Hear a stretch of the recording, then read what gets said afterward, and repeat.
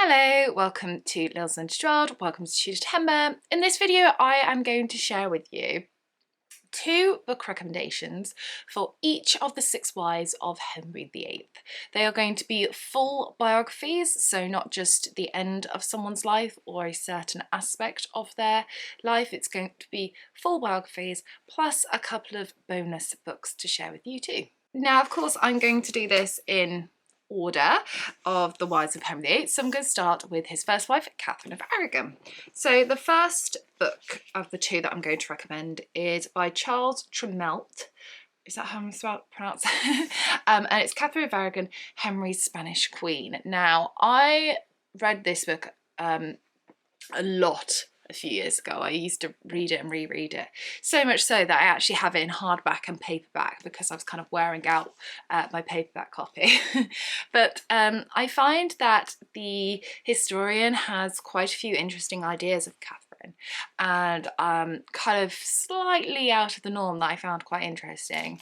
I enjoy his writing style, and I do think that she's a fascinating person to read about, so I was hooked. I will say this one is a little bit more dense than this one. This one is a little bit more, not difficult to get through, but certainly more dense in terms of how heavy it is, in terms of the subject and the writing style, than this one, even though this one is bigger. This is Catherine of Aragon, An Intimate Life of Henry VIII's True Wife by Amy Licence. Amy Licence has written a full-length biography of Catherine of Aragon. She's also written one on Amberlynn. Sadly, that is where it ends. There are no more full-length biographies by Amy Licence written about the other wives, which is such a shame because Amy Licence leaves very little out. I really enjoy Amy Licence's writing style, and what I find about her books is that she writes all the important events that you need to know about in someone's life, but you also get the mundane stuff that kind of brings them and fleshes these people out for you a little bit more. So things like what they used to wear, and if there was a particular smell that surrounded them, or whatever, Amy Licence puts that in. If they had a particular routine, that's in there too. And I really enjoy her writing style, both fiction and non-fiction. Okay, moving on to Henry's second wife, which was Amberlynn, who I'm kind of channeling a little bit today with my necklace. So the two that I've recommended, this was actually really difficult. It's the most the most books that I have on one of the wives is of course of Amberlynn, and I decided that I think the best course of action for me to go is to recommend one if you're kind of just starting to learn, and two if you know some bits and you need to know more. So the basics is this one. This is the one to turn to. Sorry, it's an ex-library copy, so it's all shimmery. This is Amberlynn, A New Life of England's Tragic Queen by Joanna Denny. Now, when I was at college, so when I was 16, 17, 18, my college was next door to the library, and so every single day without fail I would go into the library, when I was at college that is, and I would sit on a chair that faced out onto the street to see people passing by, and I'd sit and read this book, and then I'd note down in a little I had like this little notepad thing in my bag what page I was on, and I'd just come back the next day. When it was like holidays and stuff, I would then get this out of the library so I could have it with me for like half term, essentially. There was only a few times out of the 2 years that I was at college that someone else had taken it out. I don't know why I didn't take it out more often or just buy myself a copy, but this is such an easy read. Like, it was one of these books that I could just sit down, turn my brain off a little bit and just get into the world of Amberlynn, and I loved it. So that's kind of the basic to go for. The more complex is this one. This is The Life and Death of Amberlynn by Eric Ives. Eric Ives is a really accomplished historian, and his book on Amberlynn is spectacular.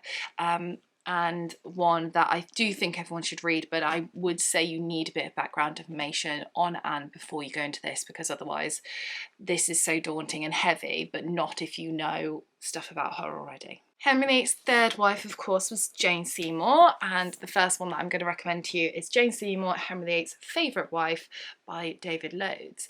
David Loades has written a couple of books on the Tudor period. I have another one by him which is on Mary Tudor, as in Henry VIII's daughter, not sister. David Loades is one of these historians that I don't necessarily agree with on quite a few things, but I really enjoy reading historians that I don't agree with, because then it gives me, like, I'm finding my own voice, and that's why I like it. It's very easy to read. It's very short, big font, and it's just, you can whiz through this pretty easy. The other book that I want to recommend you on Jane Seymour is Jane Seymour, Henry VIII's True Love by Elizabeth Norton, hence the very similar kind of subtitles, Favourite Wife and True Love. Not sure I necessarily agree with either of those, but whatever. This is by Elizabeth Norton. And Elizabeth Norton wrote quite a few books on the wives of Henry VIII, and I find they're such easy to read books but have all the important detail in them, and that's why I think that you should pick them up. Anne of Cleves, of course, was Henry VIII's fourth wife, and I'm going to recommend you another Elizabeth Norton. There aren't lots of books out there on Anne of Cleves, and some of them I do find not necessarily boring, but discuss things that I don't think are that necessarily to her and her situation as wife of Henry VIII. But this is Henry VIII's Discarded Bride by Elizabeth Norton, and again I feel like all the necessary bits that we need to know about are in here, and Elizabeth Norton kind of leaves out the things that you don't necessarily need to know, and I appreciate that. The other book that I think is a good one to pick up to discuss Anne, or Anna of Cleves, is Anne of Cleves, Henry VIII's Unwanted Wife. Oh, very similar. Unwanted Wife and Discarded Bride, lovely. This is by Sarah Beth Watkins. This is just again a short little book, but it's right to the point. There's quite a few pages here of primary source information that I think is really, really valuable as well, and I like how that is integrated into the story of Anna. The fifth wife of Henry VIII, of course, was Catherine Howard, and two books that I'm going to recommend to you. The first one is by Josephine Wilkinson, and this is Catherine Howard, The Tragic Story of Henry VIII's Fifth Wife. This book, for me, was spectacular and everything I wanted from a non-fiction book, because this book read like fiction, and that's what I always want from non-fiction. I want it to flow like it's telling a story, and I think if you're getting in to learning about Catherine Howard and her very sad, very tragic life that was cut short, then I think this one is a really great one to start with, because you'll get through it so quickly, so easily, and it's really emotional as well. But it's a wonderful, wonderful book that I do think more people need to read, and hence I'm giving it the shout out that I think it richly deserves.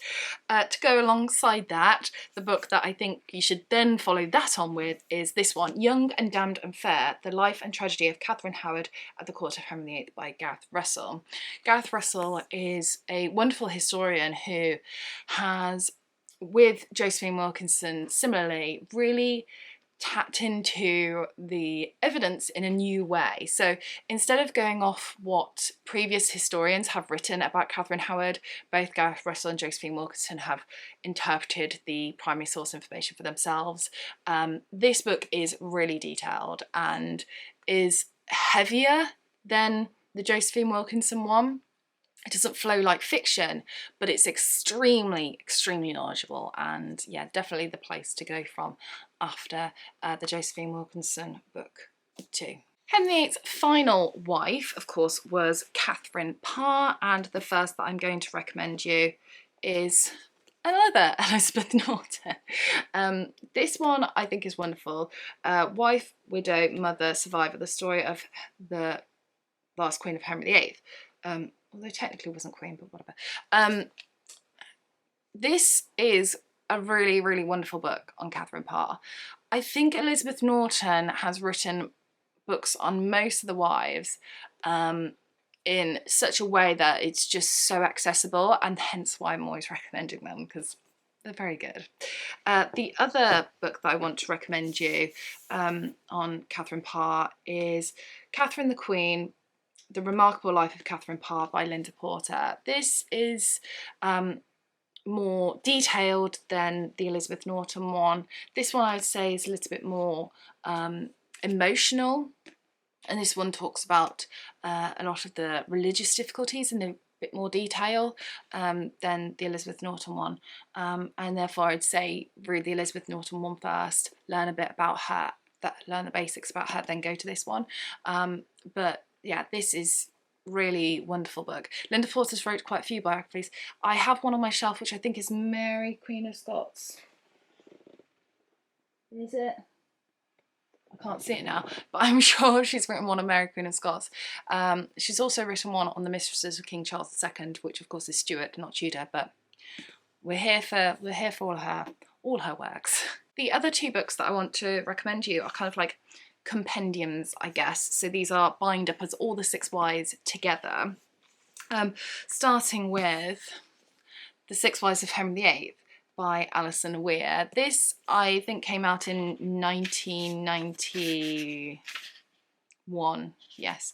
And I remember I was at Cheltenham Literature Festival, and she was doing her talk on Catherine of Aragon for the 6 Tudor Queens series. That was it, because I've been to see her a few times, that's why. And she said in that talk that she has uncovered new things and she has new ideas, and this book is a little bit outdated now, but she put her ideas into the 6 Tudor Queens series.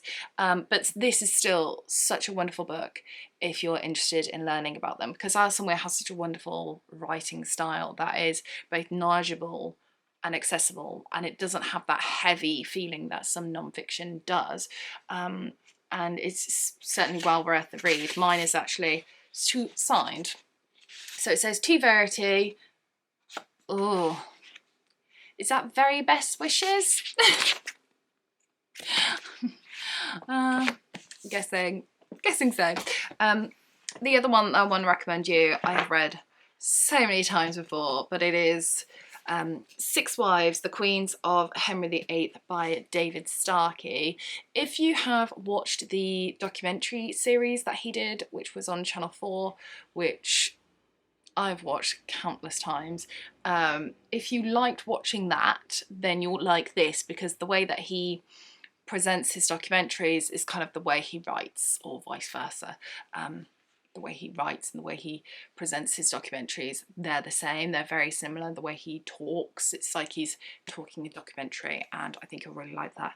He has, again, some ideas that I don't necessarily agree with, but I think it'd be very boring if we all felt the same about things and the way that we interpret the evidence. You know, we're all coming from different backgrounds and different perspectives, and we all look at things differently, and I think that's the joy. So there we go. Those are 14 books that I've just recommended you, and hopefully out of those at least one of them will take your fancy and you'll go pick it up and read it.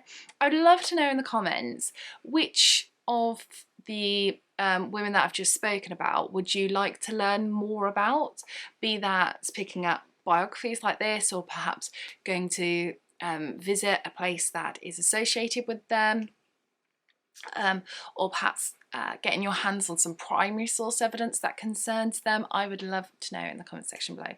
So thank you so much for watching this video. Take care, and I shall see you soon for the next one. Bye for now.